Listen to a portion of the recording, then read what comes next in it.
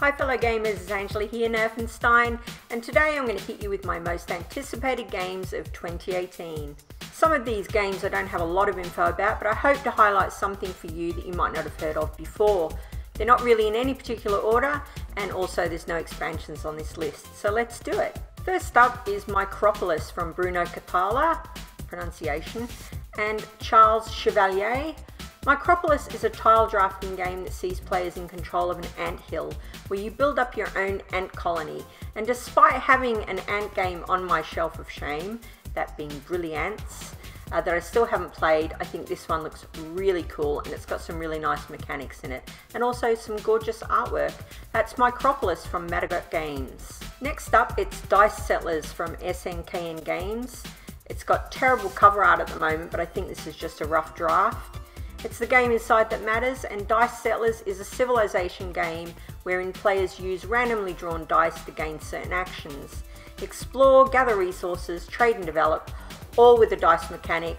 I enjoy a good dice game, so fingers crossed for this one. They just need better box art because she creeps me out.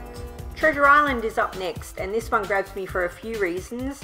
One, the art is by Vincent Dutrait, which is always gorgeous, and add to that, the setting is Treasure Island. So if you're hunting for a Long John Silver's treasure, what's not to love? The core mechanic in this one is bluffing, and although I'm not a massive fan of that genre of gaming, this one looks really good. So that's Treasure Island. Here's hoping it's as cool as it looks. Next up is Australia by Martin Wallace. It looks fantastic, and it's called Australia with a capital Z, so what's not to like? Australia plus Martin Wallace plus Cthulhu Mythos.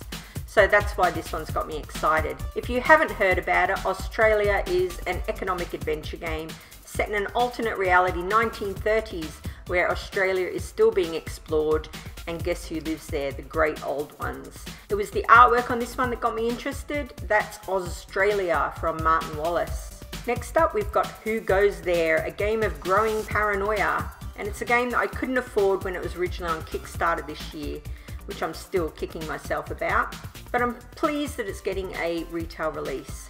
Who Goes There is based on the original novel of The Thing, and that's one of my all-time favourite movies. At the start of the game, all the players are human, and as the game goes on, who knows? The artwork is glorious in this one. It's got a funky cartoon style, and I'd usually decry no female characters, but I'll forgive it in this case because of the setting and the original story's characters. That's Who Goes There. Can't wait.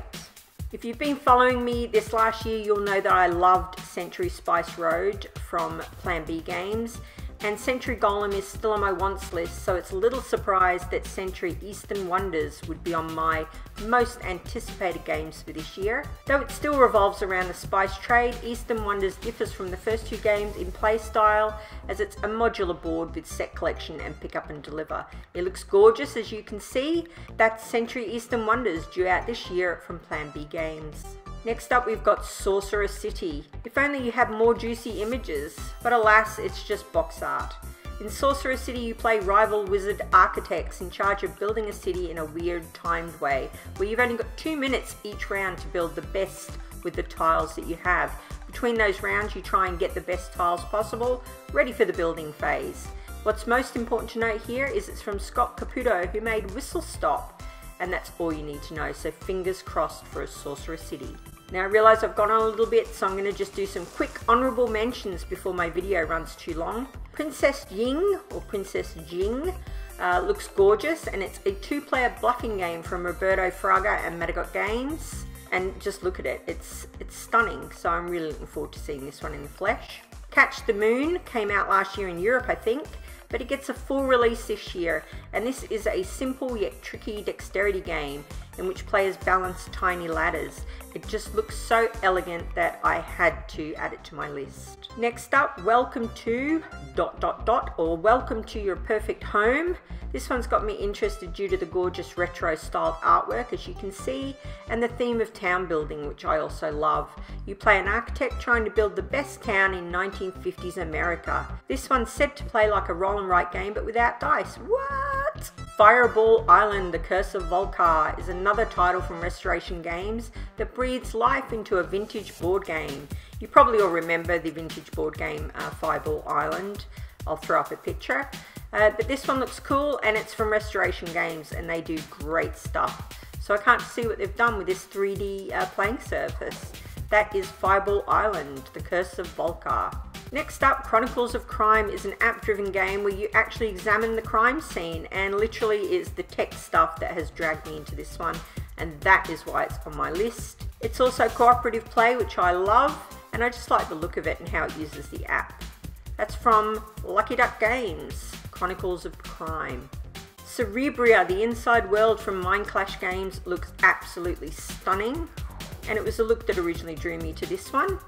The gameplay itself sounds intriguing. Bliss and Gloom are trying to form the land in their own image, and players shape the world in a 2 to 4 player area control game.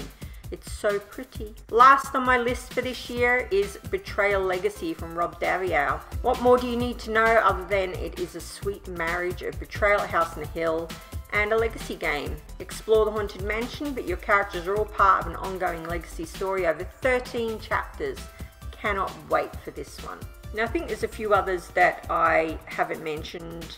Escape Plan, Founders of Gloomhaven, Detective, a modern crime board game, and the Wilson Wolf Affair looks really interesting. It looks like a box of stuff that you go through.